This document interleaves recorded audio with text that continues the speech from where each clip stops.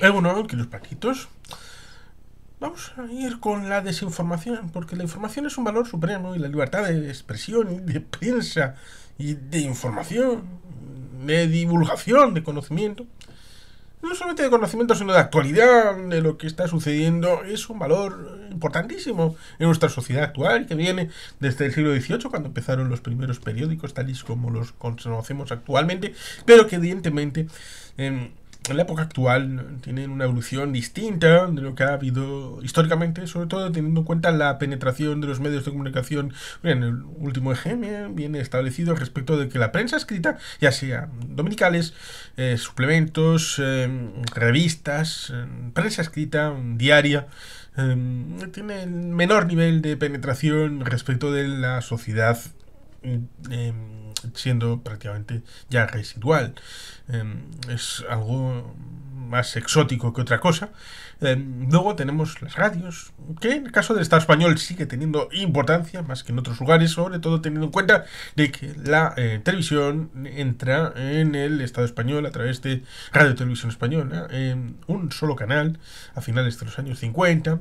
Y luego llega la UHF, el 2, la segunda cadena, que en cierto gobierno español hubo una voluntad de algunos, me refiero a Vocento, de haber intentado la privatización y la captación de esa segunda cadena por parte de este grupo mediático, con sede aparentemente en Bilbao.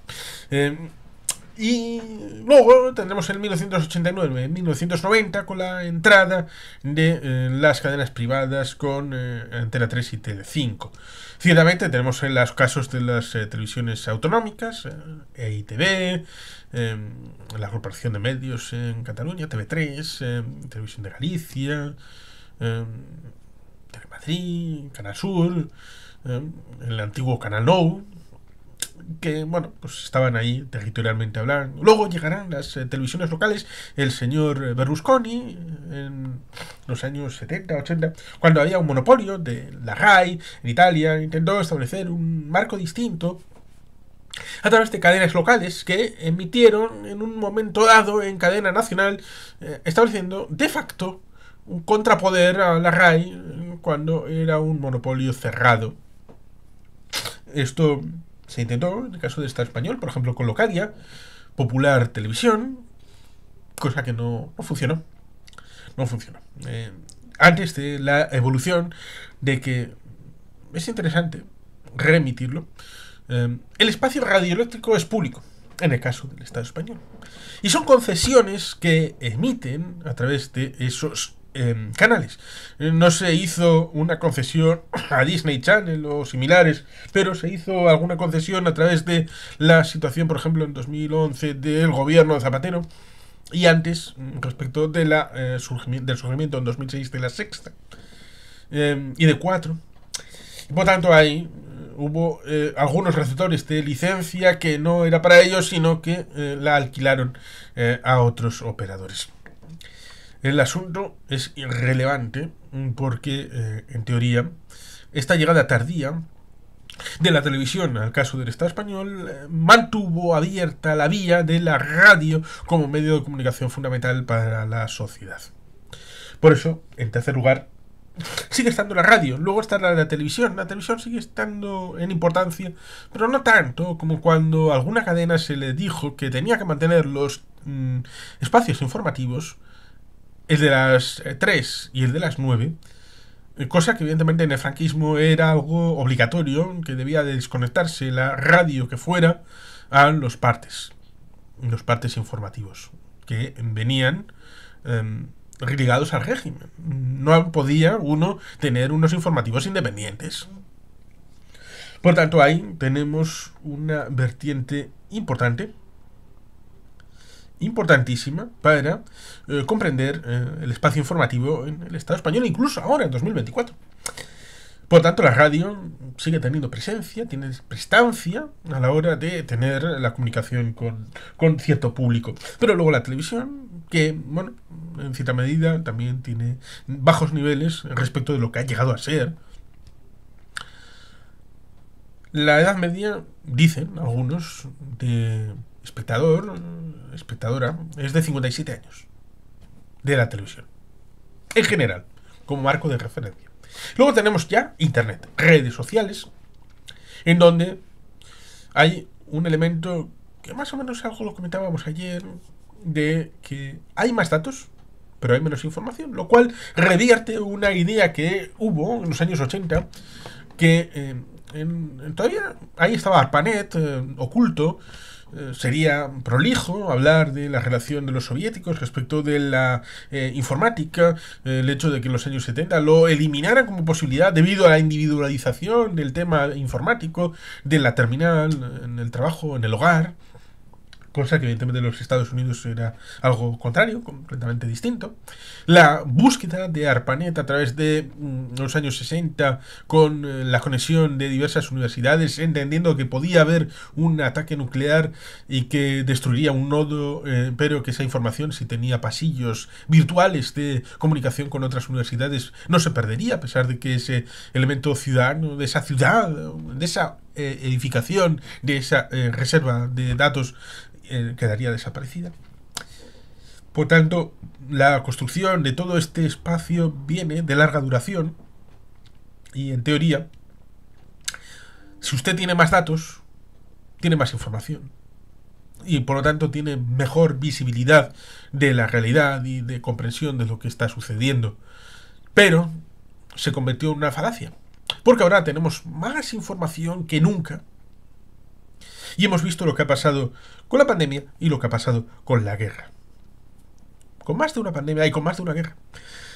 Por tanto, estamos abocados a reformular la idea de la información como formación, porque evidentemente hay gente que desprecia los marcos universitarios.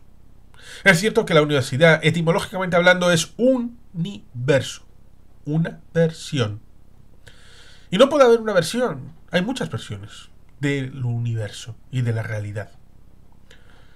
Pero eso no quita que las universidades, tanto en el ámbito de ciencias sociales como en otros marcos, establecen un corpus general en donde se puede insertar cada cual su pensamiento propio. Es una forma de estructuración de cómo hacer la investigación y de cómo construir esos pensamientos operativos con esos datos, esos insumos que uno puede ir recibiendo a lo largo de determinado tiempo.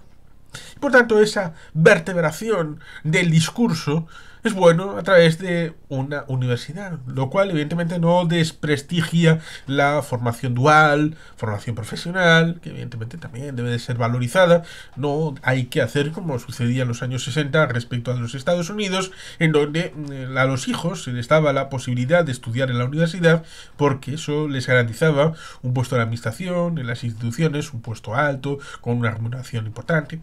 Por tanto, la formación y la información deben de saberse diversificada, pero siempre con herramientas para la estructuración del propio pensamiento y del cerebro a la hora de sistematizar toda esa información, ese flujo de datos, mejor dicho, que fluye hacia nosotros y, sobre todo, saber discernir lo que es verdadero o falso. Hay mucho peloteo a las falacias y al sesgo, sobre todo sesgo de confirmación de lo que usted ya sabe, confirmárselo y a través de lo que, por ejemplo, vivimos en Cambridge Analytica. En Cambridge Analytica, tanto para el caso de Trump como para el caso del Brexit, había una situación que afortunadamente en el Estado español parece no suceder, pero en el caso británico es paradigmático y también en el caso de Estados Unidos, pero en el caso británico especialmente grave respecto de la noción de que cuando una circunscripción tiene un 100% de electores, pero con un 35% es posible entrar en el reparto y llevarse el escaño, eso significa que el 65% restante no tiene ninguna posibilidad, sobre todo teniendo en cuenta de que si usted es laborista o conservador, en el resto pues está el Partido Liberal Demócrata, están los Verdes, está el partido hasta el Brexit estaba el UKIP, o podía estar alguno más pedestre. Había un montón de partidos que competían electoralmente, en el caso de Gales con el Prince Scottish National Party en Escocia.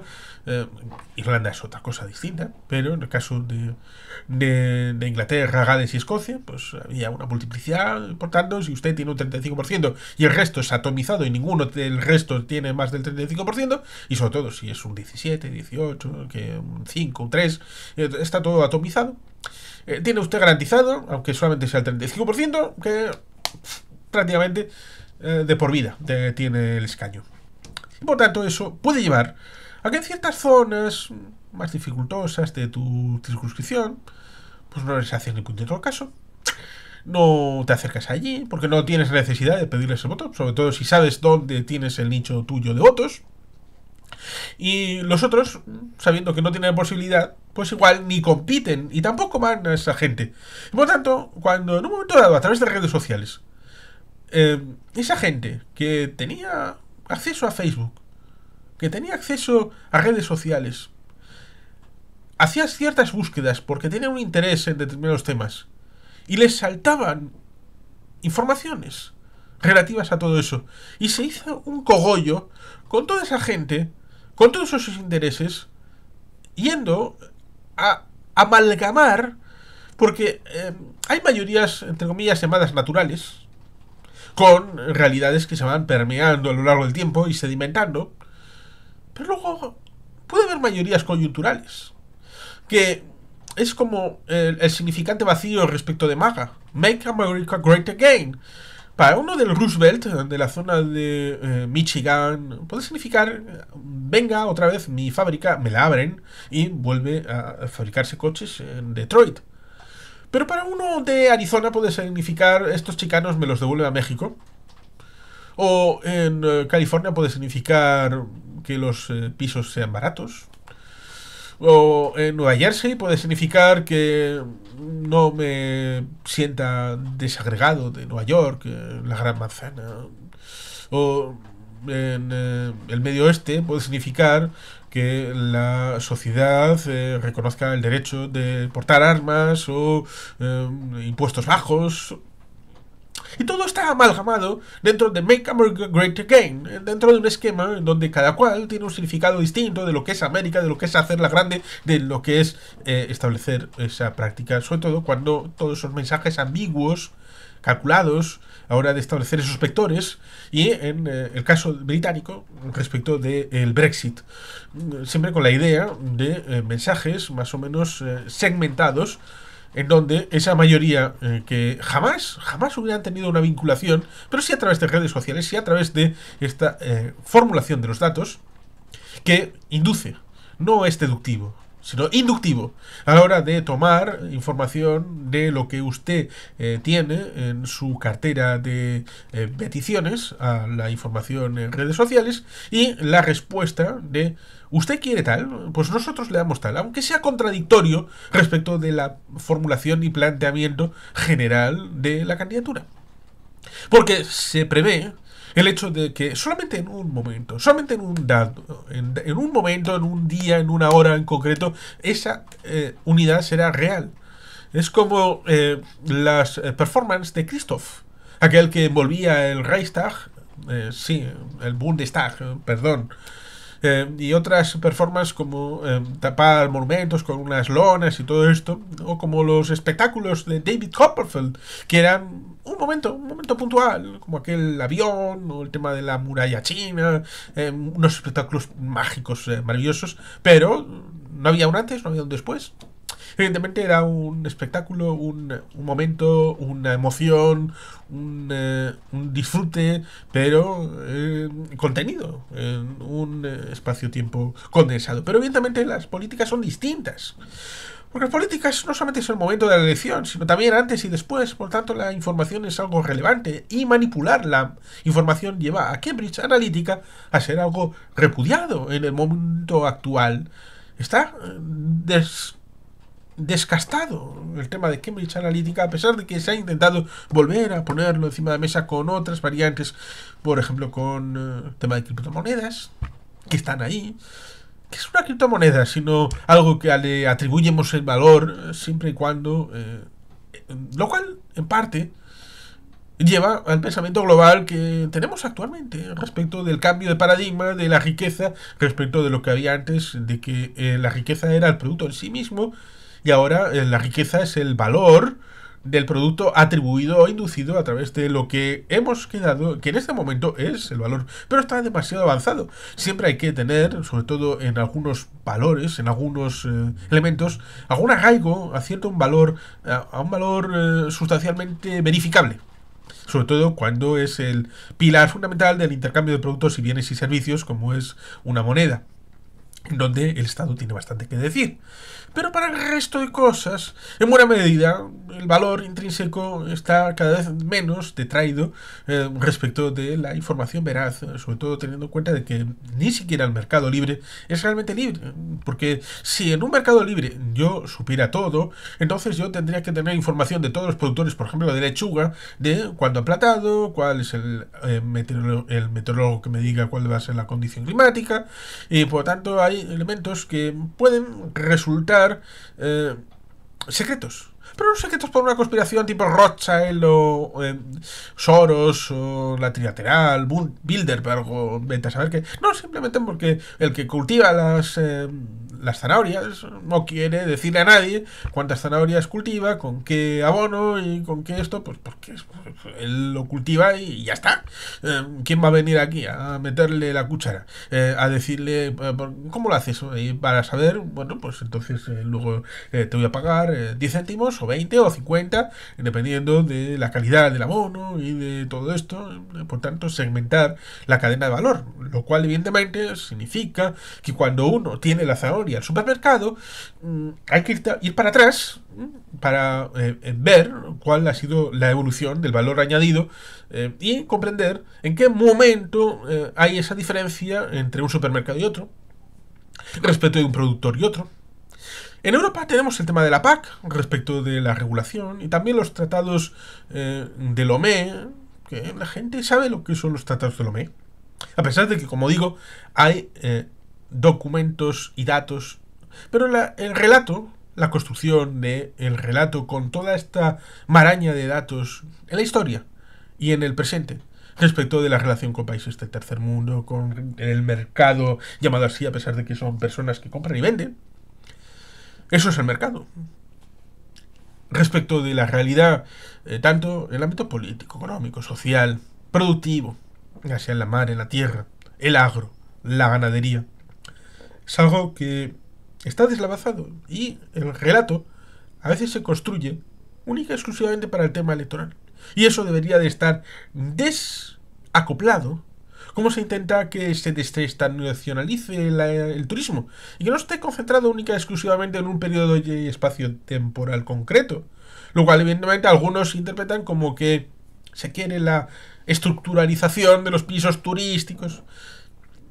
Esto, en parte, propicia, desde la vocación, como decíamos ayer con el tema de la polarización, la búsqueda de un nosotros y ellos. Porque simplifica.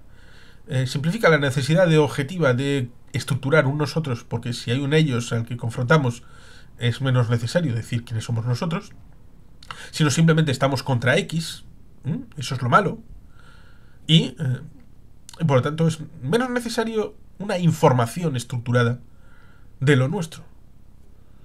Y si hay algo mínimamente, aunque cogido con pinzas o con alfileres, de lo que somos, jamás se va a pretender confrontar con el otro, porque puede generar una debilidad intrínseca respecto de que igual lo del otro puede tener razón en algún punto y por tanto desmonta algunos formatos dogmáticos de lo que es la realidad. Y por tanto, sigue habiendo ciertas necesidades objetivas de conocimiento y de formación para estructurar todos esos datos para la convivencia en el mundo actual, también en el mundo europeo, aparentemente libre, aparentemente democrático, sobre todo por el tránsito de valores.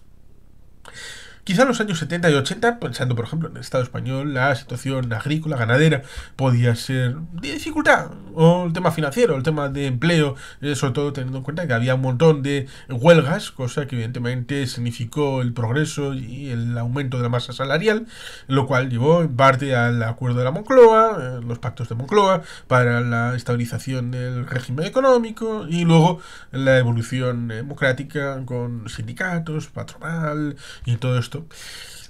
Pero, evidentemente, todo esto tiene un recorrido en donde hay ingredientes cada vez más complejos que en el mundo globalizado. También podemos irnos al pasado más remoto, teniendo en cuenta de que cuando hay políticas llamadas, podemos llamarlas de ricos, políticas ideológicas, a pesar de que hay gente que no pretenda establecerlo de esa manera, por eso es en buena medida desinformación. Hay gente que dice que no a los molinillos de viento, pero no reconocen que quiere una desestructuración del crecimiento, es decir, un decrecimiento ligado al Club de Roma, el informe de 1972 del Club de Roma, famosísimo, del decrecimiento de economía, energía, el menos gasto de energía. Son cuestiones que jamás van a ser expresadas, pero sí a través de sus consecuencias, dando la ficción de que es por el bien de la humanidad. Y puede no serlo. Lo mismo que el hecho de que con los transgénicos, llevamos haciendo transgénicos desde hace 3000 años. Y se dice, debían de aprobarse previamente y de establecerse algún tipo de prueba independiente. Pero cuando una universidad hacía un campo con un transgénico en concreto, llegaban unos ecoterroristas y destruían ese campo, como si fueran nuevos religiosos, contra la nueva fe. Por tanto, sería ocioso tener que decir una verdad incómoda, que no existe ninguna agricultura ecológica. No existe. ¿Por qué? Porque toda agricultura es la injerencia externa de un producto que no estaba allí contra la tierra, madre naturaleza. Y por tanto, hay que saber conjugar los ingredientes respecto del terruño, el equilibrio más o menos medioambiental, con la evolución del espacio y el tiempo. Pero, estrictamente ecológico, la única agricultura ecológica que existe es la que no existe.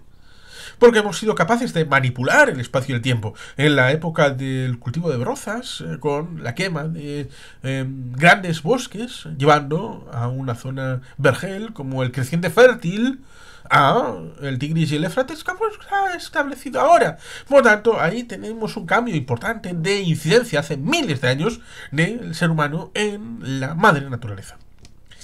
Y si fuimos capaces de hacer eso in illo tempore, pues evidentemente somos capaces de hacer cambio climático antropogénico. Lo cual no significa que el ser humano sea el culpable de todo el cambio climático, porque ha habido mínimos de Moderer, el mínimo climático en la Edad Media, efectos termales en la propia Edad Media, con la posibilidad, por ejemplo, de cultivar vid en el Reino Unido, en Inglaterra, en la Edad Media, lo cual ahora se está haciendo, no sé si para bien o mal de la humanidad, pero ahora vuelven a cultivar vino y a hacer vino en Inglaterra. Antes compraban vino de Francia, Italia, Portugal, España. Por tanto, el cambio climático existe, siempre ha existido.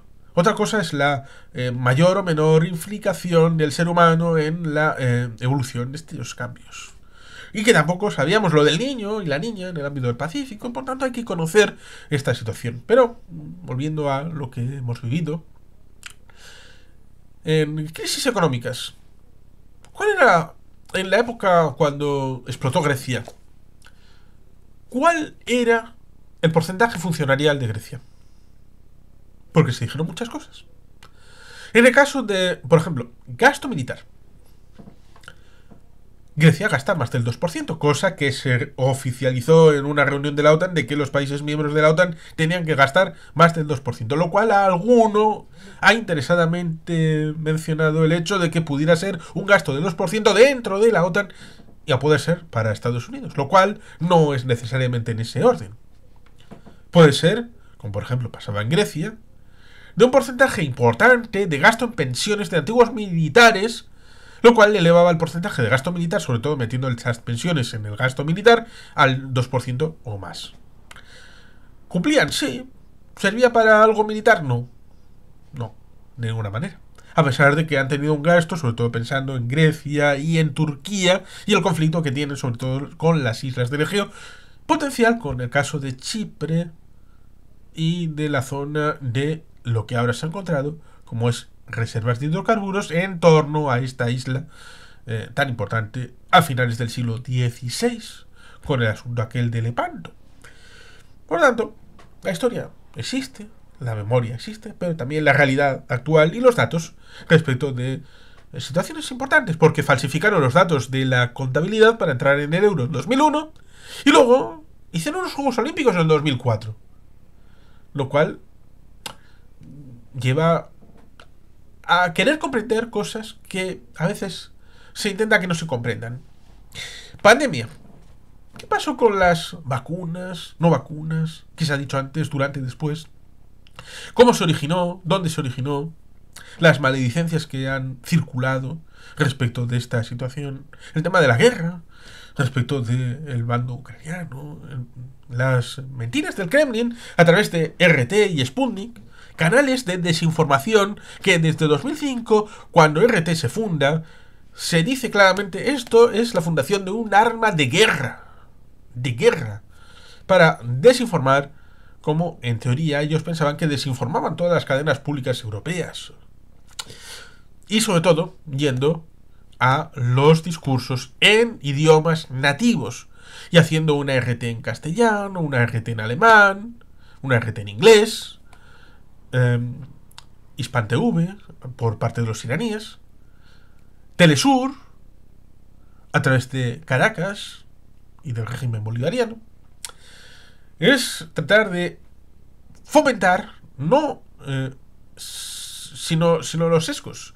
Los sesgos de confirmación de esos ramalazos que alguno podía tener respecto de pensamientos ligados con la antigua izquierda, el ámbito de la Guerra Fría, heredados a veces como esquemas monolíticos de padres a hijos, o socializados a través de partidos llamados de izquierdas o poscomunistas, o de derechas en su caso, porque puede que algún discurso permanente prevaleciente en por ejemplo en España respecto de el antiamericanismo puede permear a través de ese eje una cierta visualización, pero en Alemania tienen otro eje de visualización y que esté ligado a la extrema derecha.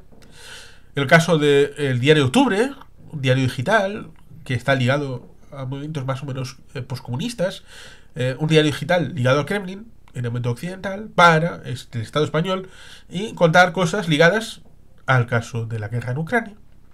Y en otros países pues está ligado a la extrema derecha, por ejemplo en la financiación de partidos en el ámbito europeo, donde el caso del Kremlin pues financió igualmente al UKIP de Nigel Farage, financió a Marine Le Pen y su partido, también a Movimiento 5 Stelle, y dicen que también financió a Podemos.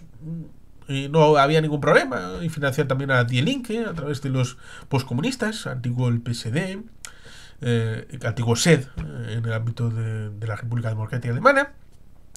Por lo tanto, lo importante ya no era el eje ideológico, sino que funcionaran respecto del antioccidentalismo que pudiera permear en un sucinto apoyo al régimen del Kremlin. Y esto a través de las mentiras y la desinformación y quitar datos siempre con sesgos de confirmación, con falacias y jugar con el límite respecto a la desinformación. Y evidentemente esto se tenía que poner algún tipo de límite. No con los fact-checks que han tenido en Maldita o en la verificadora de Ana Pastor, una vertiente que no es del todo agradecida, porque evidentemente la sociedad misma debe de tener herramientas para luchar contra esta desinformación y tener los esquemas en donde encajar esos datos, pero siempre desde un pensamiento crítico que debería ir desde la escuela, pero base de la escuela en la formación de cada persona para poder afrontar estas realidades, que no solamente con los grandes casos, sino simplemente con la realidad objetiva de lo que uno se presenta cuando sale de casa y cuando se encuentra con otra gente, que evidentemente es necesario para los grandes temas, pero también para los diarios, poder tener un criterio propio para afrontar las tomas de decisiones, que son cientos todos los días, y poder hacerlo con solvencia y con propiedad. Y bueno, sin más, queridos patitos, es que ricasco agur beroat, Betty Gelpia.